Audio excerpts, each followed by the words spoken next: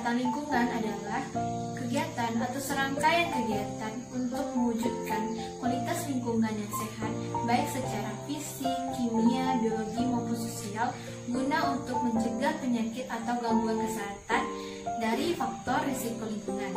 Pelayanan kesehatan lingkungan di wilayah kerja Puskesmas ada 3. Yang pertama, konseling, yang kedua, inspeksi, dan yang ketiga, intervensi. Konseling adalah hubungan komunikasi antara tenaga kesehatan lingkungan dengan pasien untuk menghadapi dan memecahkan masalah kesehatan lingkungan yang dihadapi. Pelaksanaan kegiatan konseling disingkat dengan 1-7. Yang pertama, salam sambut, T, tanyakan, U, uraikan, Tu, bantu, J, jelaskan, dan U, ulangi. Inilah cuplikan kegiatan konseling penyakit TB paru di Puskesmas.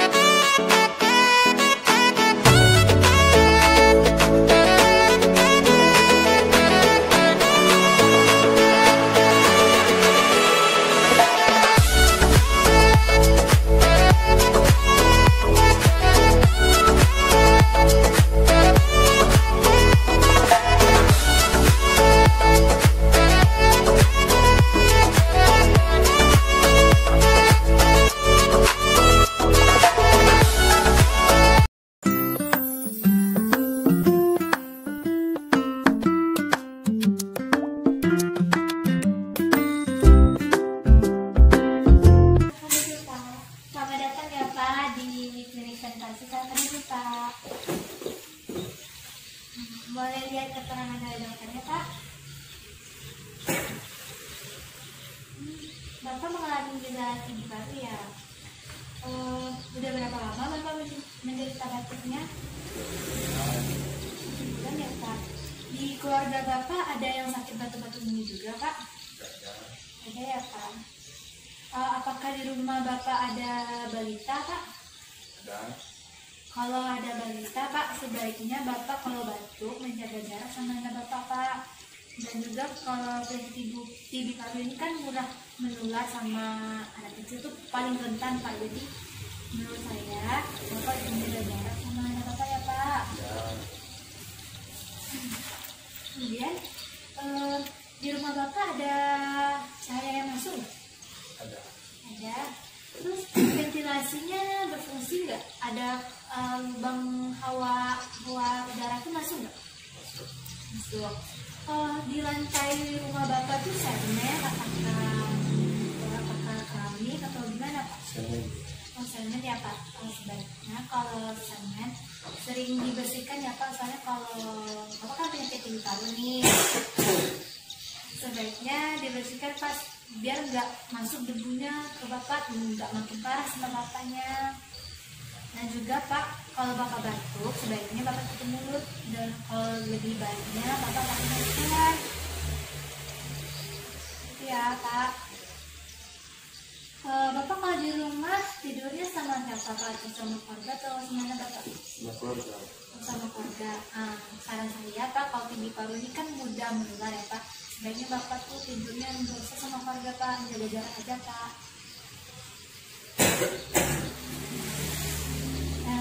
Dan juga, Pak, kalau alat makannya ada terpisah kan, Pak? Ya. Nah, sebaiknya kalau alat makan itu dipisah, Pak. Kalau nggak dipisah, dia virusnya bisa keluar, Pak, di alat makan itu, Pak. Kalau Bapak juga merokok, Pak? Atau nggak merokok, Pak? Ada. Nah, sebaiknya Bapak hentikan merokoknya ya. Kalau Bapak merokok, TB parunya virusnya makin berkembang, Pak. Juga Bapak sering begadang nggak? Ada. Atau malam juga? Ada. Nah, sebaiknya Bapak dikurangi atau dihentikan lah kalau keluar malamnya begadangnya. Soalnya virus TBC ini rentan kali Pak kalau suhu yang rendah Pak. Dan juga dia tuh mudah berkembang Pak gitu kalau di suhu yang rendah Pak. Dari yang penjelasan saya tadi Bapak ada ngerti Pak? Dan juga nih ada gambaran Pak, kalau Bapak merokok, kan, virus ini akan berkembang Pak, berkembang dia dan Bapak bisa sakit seperti ini Pak. Jadi kalau Bapak menjaga kesehatan Bapak akan berperilaku positif saya juga Pak. Bapak akan juga lebih cepat sembuhnya gitu Pak. Gitu Pak. Obatnya nanti Bapak ambil di ruang farmasi ya Pak.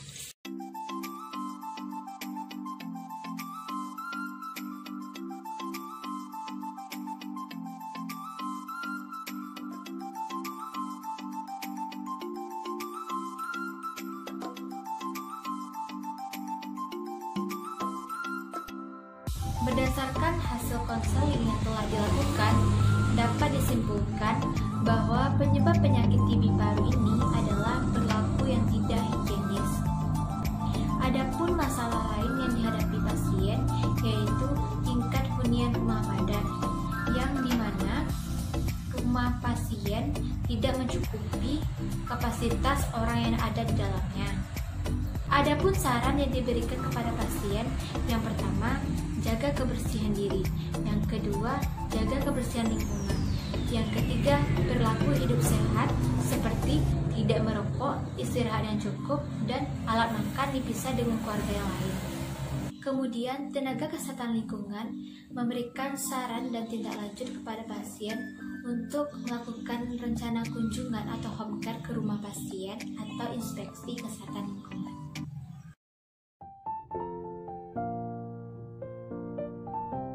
Inspeksi kesehatan lingkungan adalah melakukan pemeriksaan dan pengamatan secara langsung kepada media lingkungan berdasarkan norma, standar, dan baku mutu yang berlaku untuk meningkatkan kualitas lingkungan yang sehat. Pelaksanaan inspeksi kesehatan lingkungan dilakukan oleh tenaga kesehatan lingkungan yaitu sanitarian, entomolog, dan mikrobiolog. Kemudian, hasil dari konseling akan menjadi sebagai surat tindak lanjut untuk melakukan pemeriksaan atau inspeksi kesehatan lingkungan yang dilakukan paling lambat dalam 1 kali 24 jam. Metode inspeksi kesehatan lingkungan yang pertama, pengamatan media lingkungan. Yang kedua, pengujian di tempat. Yang ketiga, uji laboratorium. Yang keempat, analisis risiko kesehatan lingkungan. Inilah cuplikan inspeksi kesehatan lingkungan.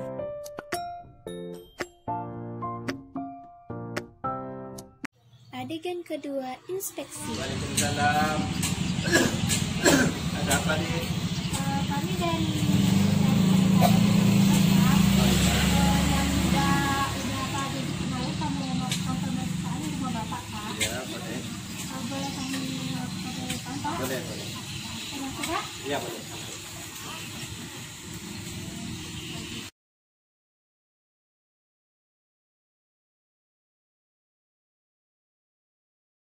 Ventilasi ini sebaiknya dibersihin Pak. Oh iya. Insya Allah dari pengarah ini nanti saya suruh bersihin sama istri. Iya. Dan juga sebaiknya tuh ventilasinya tuh lebih dibesarin Pak, biar cahayanya masuk gitu Pak. Oh iya. Ya Pak. Terus biar udaranya tuh juga masuk Pak. Oh iya. Ya Pak. Ya nanti apa? Nanti saya rehab, saya bersihin supaya apa? Nanti kuman-kuman biar apa nanti? Ada juga lantainya Pak, sebaiknya juga sering dibersihin ya Pak. Oh iya. Hari Bapak ada buka jendela atau buka pintu Pak? Buka pintu tiap hari. Ada Pak. Ya. Kalau Bapak batuk berdahak, biasanya Bapak di mana buang dahak? Buang di depan. Buang di depan Iya. Pak. Sebaiknya kalau Bapak batuk berdahak, sebaiknya di kamar mandi aja buang Pak, tuh disiram ya Pak. Oh gitu ya. Iya, pasalnya nanti kalau gitu bisa menular ya Oh, virusnya iya, gitu, iya. Pak. Nah gitu Pak, kalau misalnya Bapak batuk, Iya. Bapak dimasukin ke dalam sini ya Pak. Ntar besok ini pihak puskesmas ada dan uji laboratorium ya Pak. Oh iya iya. Ya. Terima kasih perhatiannya ya Dek ya. Iya Pak.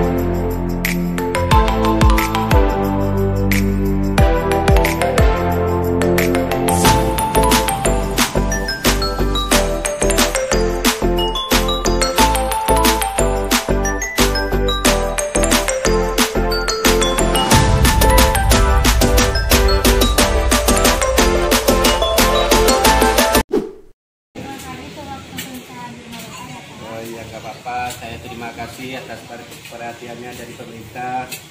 Saya juga banyak-banyak terima kasih. Selalu jaga kebersihan dan kesehatan ya Pak. Iya iya. Insya Allah saya jaga. Ayo, Ya. Pak. Analisis risiko kesehatan lingkungan dapat dilakukan melalui yang pertama, identifikasi bahaya, yang kedua, analisis dosis respon, yang ketiga, jalur pemajanan, yang keempat, penetapan risiko kesehatan lingkungan. Identifikasi bahaya dapat ditelusuri dari agent orientasi dan orientasi penyakit yang dilihat dari bagan. Adapun jalur pemajaran secara umum dari risk agent dapat dilihat dari bagan. Analisis dosis respon menetapkan nilai kuantitatif toksisitas risk agent. Toksisitas dinyatakan sebagai dosis referensi yaitu RFC karena untuk pemajanan inhalasi. Karakter risiko adalah penghubung antara analisa risiko dengan manajemen risiko.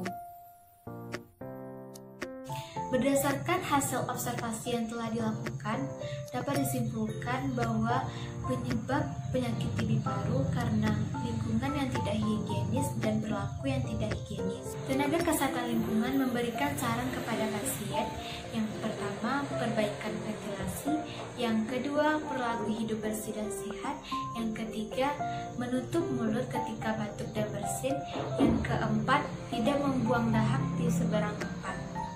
Saran dan tindak lanjut yang kami lakukan agar mengurangi atau menghentikan penyakit TB paru ini yaitu dengan melakukan edukasi, informasi maupun teknologi atau intervensi kesehatan lingkungan.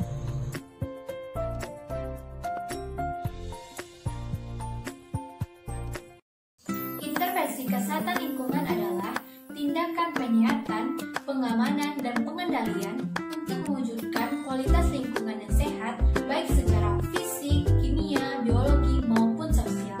Dapat berupa pertama, komunikasi, informasi, dan edukasi, dan pemberdayaan masyarakat. Yang kedua, perbaikan dan pembangunan sarana. Yang ketiga, penggunaan teknologi tepat guna. Yang keempat, rekayasa lingkungan. Assalamualaikum warahmatullahi wabarakatuh. Selamat sore ibu-ibu. Selamat sore. Perkenalkan, saya Putri Surya dari Puskesmas X akan mengadakan penyuluhan tentang penyakit tuberkulosis atau TBC. Ibu-ibu tahu nggak apa itu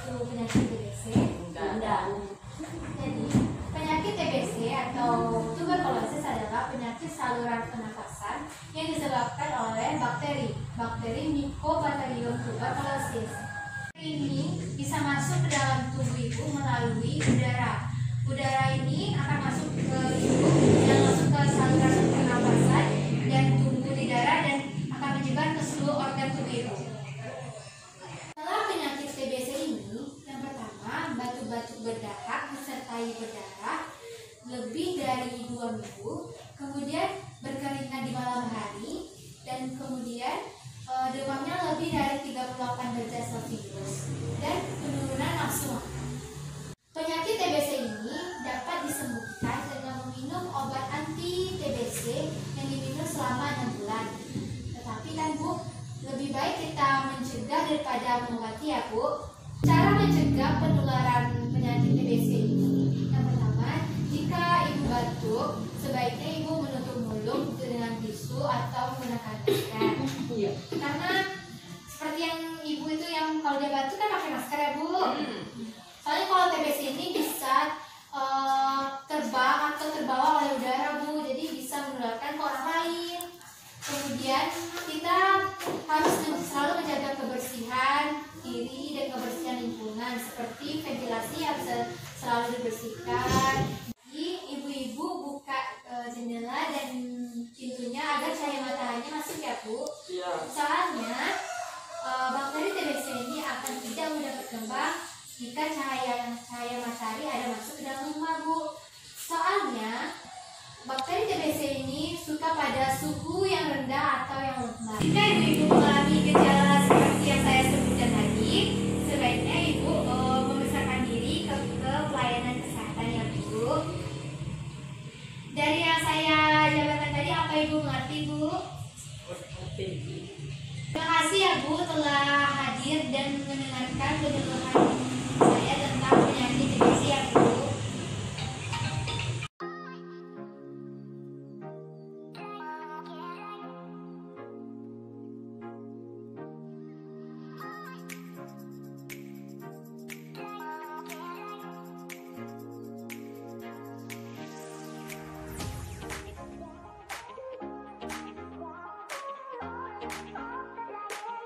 Bu ditanam mengalida buaya ini ya Bu. Lidah buaya ini fungsi untuk menghirup udara kotor seperti polutan ya Bu. Jadi kalau semakin banyak polutan yang dihirup, maka bintik-bintiknya semakin banyak warna coklat Bu. Silakan ditanam ya Bu. Kegiatan intervensi yang dilakukan yaitu yang pertama, komunikasi, informasi, dan edukasi berupa bentuk penyuluhan tentang TBC. Penyuluhan ini berfungsi untuk meningkatkan pengetahuan masyarakat agar masyarakat mengetahui apa itu TBC dan bagaimana mencegahnya. Yang kedua, perbaikan dan pembangunan sarana. Perbaikan dan pembangunan sarana ini diperlukan apabila media berisiko dapat menjadi faktor risiko penyakit. Pada kegiatan intervensi kali ini, kami menyarankan kepada pasien agar memperbaiki ukuran ventilasinya. Yang ketiga, pengembangan teknologi terbarunya. Ini berfungsi untuk mengurangi risiko gangguan kesehatan. Pada kegiatan intervensi ini, kami memberikan saran kepada pasien untuk menggunakan ventilasi buatan. Yang keempat, rekayasa lingkungan, yaitu mengubah media lingkungan menjadi pencegah masuknya agent. Pada kegiatan intervensi ini, kami menyarankan kepada pasien untuk menanam tanaman pembersih udara seperti lidah buaya. Dari cuplikan video yang kita lihat, dapat disimpulkan bahwa penyelenggaraan pelayanan kesehatan lingkungan berfungsi untuk mewujudkan kualitas lingkungan yang sehat, baik secara fisik, kimia, biologi, maupun sosial, guna untuk mencegah penyakit dan gangguan kesehatan akibat faktor risiko lingkungan. Penyelenggaraan pelayanan kesehatan lingkungan berpacu kepada Permenkes nomor 13 tahun 2015. Dari cuplikan yang kita lihat, dapat disimpulkan bahwa pelayanan kesehatan lingkungan ada 3 kegiatan. Yang pertama, konseling, yang kedua, inspeksi, dan ketiga, intervensi. Selalulah menjaga kebersihan diri dan